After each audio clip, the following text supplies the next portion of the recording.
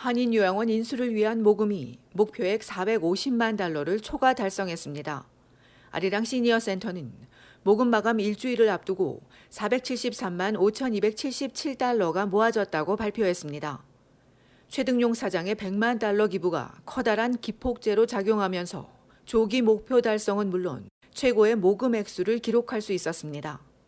최근 일주일 사이에도 엠바이로 버섯 농장이 5만 달러, 토론토 중앙교회가 2만 달러 등 개인과 단체 100여 개 팀의 온정이 이어졌습니다. 김명숙 아리랑 시니어 센터 이사장과 김도원 추진위원장은 우리 어르신들을 돌보고자 하는 동포 사회의 저력을 유감없이 보여준 것이라며 깊은 감사를 전했습니다. 이어 김도원 위원장은 60개 병상인 무궁화 요양원 인수에 그쳐서는 안 된다며 동포 사회의 수준 높은 기부 문화를 바탕으로 기부재단을 설립하자고 제안했습니다. 기부재단을 통해 한인요양원 침상 확대 등 중단기적인 신규 프로젝트를 함께 추진해 나가자는 겁니다. 그렇게 되면 아리랑 시니어 센터는 실행단체로서 요양원 운영이나 정부 승인에 필요한 실질 업무를 맡게 될 전망입니다. 센터는 오는 6월 말쯤 타운홀 미팅을 열고 기금 재정 현황과 인수 절차, 기부재단 등의 새로운 프로젝트에 대해 발표할 계획입니다. 또 요양원 인수가 확실해진 만큼 세금 공제용 영수증도 조속히 발행하겠다고 센터는 덧붙였습니다. 이달 31일까지 요양원 인수 모금 운동이 진행되는 가운데 무궁화 한인요양원 인수까지는 법원 승인과 장기요양부의 운영권 승인만을 남겨두고 있습니다. 얼티비 뉴스 손희정입니다.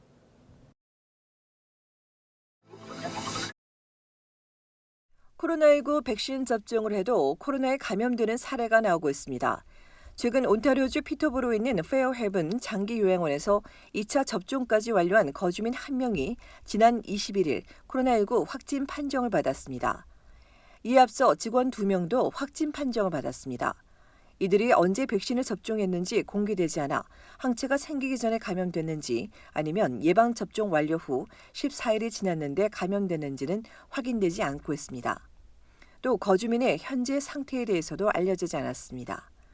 이번 사태를 역학조사 중인 피터보로 보건당국은 1차분만 접종한 직원이 요양원 밖에서 감염된 후 거주민에게 전파한 것으로 보인다고 밝혔습니다. 지금까지의 사례들을 보면 요양원 전파는 보통 지역사회에서 자신도 모르게 감염된 직원에 의해 확산됐으며 이 때문에 요양원 근무자들에 대한 2차 접종률을 신속히 높여야 한다는 의견이 나오고 있습니다. 이런 가운데 전문가들은 백신이 100% 완벽하지 않기 때문에 어느 백신에서나 이런 사례는 존재한다며 놀랄만한 현상은 아니지만 이런 이유로 백신 접종자도 방역 규제를 준수해야 하는 것이라고 강조했습니다. 특히 장기 요양원의 경우엔 면역력이 약한 노인들과 신부전이나 말기 폐질환, 치매 등의 질환을 가진 거주민들이 많아 2차까지 접종을 마쳤어도 다른 연령층보다 여전히 더 취약하다고 지적했습니다. 한편 오늘 정부가 발표한 바에 따르면 온주의 장기 요양원 37곳에서 코로나 확진자가 나왔습니다.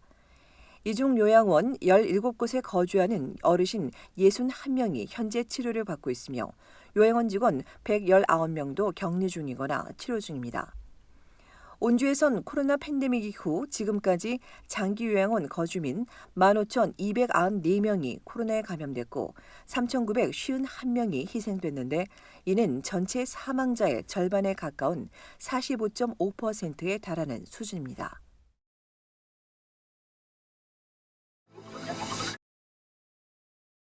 모더나 백신 조달에 차질이 빚어지면서 모더나 백신 접종자들의 우려가 커지고 있습니다. 원래 모더나는 올 상반기까지 캐나다에 1,430만 회분을 공급할 예정이었습니다. 그런데 생산 라인에 문제가 발생하면서 올 봄부터 지연돼 왔습니다. 또 미국 내 공급량을 맞춰야 하기 때문에 캐나다 공급량은 크게 줄 수밖에 없었습니다.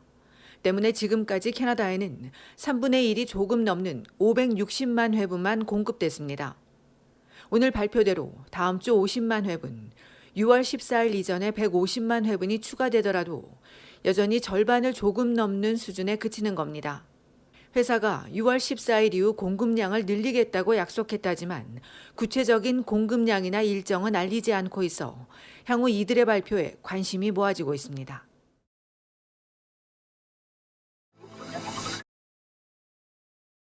온타리오주의 코로나19 신규 확진자 수가 1,135명 늘고 19명이 추가 사망했습니다. 확진율은 3월 이후 가장 낮은 3.6%를 기록했습니다. 신규 확진자를 지역별로 보면 토론토에서 316명, 필 지역 271명, 욕 지역에선 75명 나왔습니다.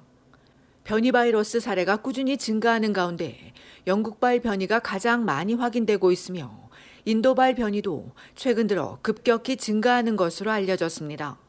당국에 따르면 지난 12일에서 19일 사이 이 바이러스는 45건에서 260건으로 6배 넘게 빠르게 확산했습니다. 브리티시 컬럼비아주의 신규 확진자 수는 200명대, 알버타주 300명대, 퀘벡주는 400명대입니다. 이런 가운데 캐나다 전국의 12세 이상 백신 접종률은 61.4%를 기록했습니다. 퀘벡주 64.5%, 브리티시 컬럼비아주 61.8%, 온주 61.4%이며 알버타주는 59%입니다.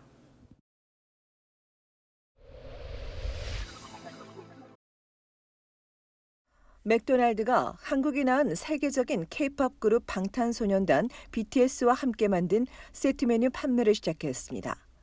BTS 세트 메뉴는 치킨 맥락의 10조각과 감자튀김, 음료에 더해 한국의 인기 레시피에서 착안한 스윗 칠리 소스와 케이준 디핑 소스가 포함되고 빨간색이 아닌 보라색 용기에 소스 이름도 한글로 새겨졌습니다.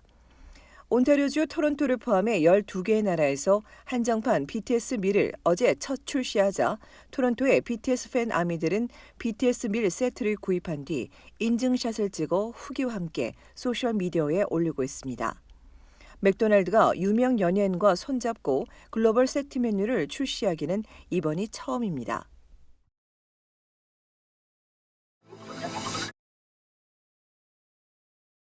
온타리오주 소니에 위치한 콩코드 푸드센터에서 코로나19 집단 감염 사태가 발생했습니다.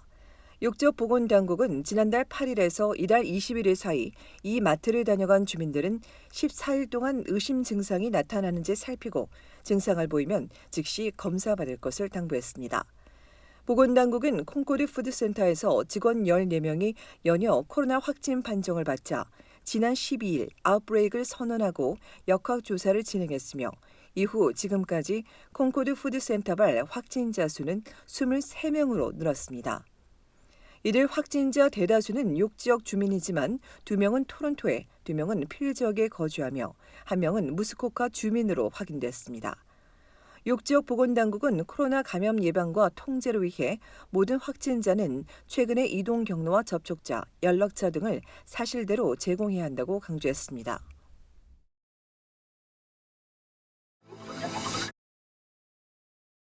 고등학교 졸업을 앞둔 10대 3명이 교통사고로 동시에 숨지는 사고가 발생했습니다.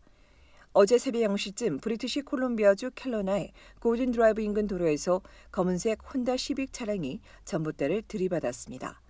이 사고로 켈러나 고등학교에 다니는 12학년 남녀학생 3명 모두가 그 자리에서 숨지고 차량은 크게 파손됐습니다. 수요일 아침 이들의 사고 소식을 전해들은 학생과 학교는 물론 지역사회가 큰 충격에 빠진 가운데 현재 경찰은 당시 운전자가 과속이나 음주운전을 했는지 아니면 도로 상황이 나빴는지 등을 조사 중이라며 사고 현장 목격자들의 적극적인 제보를 요청했습니다. 이 밖에도 온타리오주 토론토에선 어제 오후 5시 45분경 퀸스트리트 웨스트와 랜스다운 애비뉴에서 24세 남성이 총상을 입고 현재 병원에서 치료 중이며 경찰이 범행 전 피해자와 말다툼을 한 20대 초반의 총격범 용의자 2명과 이들을 태우고 달아난 운전자를 추적하고 있습니다.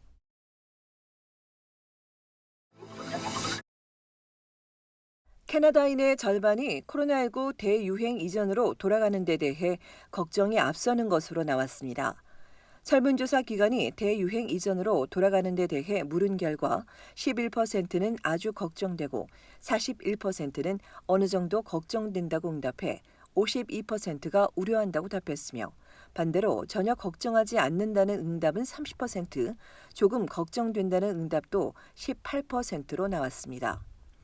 최근 각 주들이 연이어 경제재개 계획을 발표하고 있는데 이에 대해선 27%가 너무 이르다고 답했고 53%도 걱정이라고 응답한 반면 20%만이 더 빨리 개방해야 한다고 답했습니다. 지난 21일에서 23일 사이 캐나다인 1,647명을 대상으로 진행된 이번 조사에서 응답자 대다수는 백신 접종 확인서 도입에 찬성했습니다.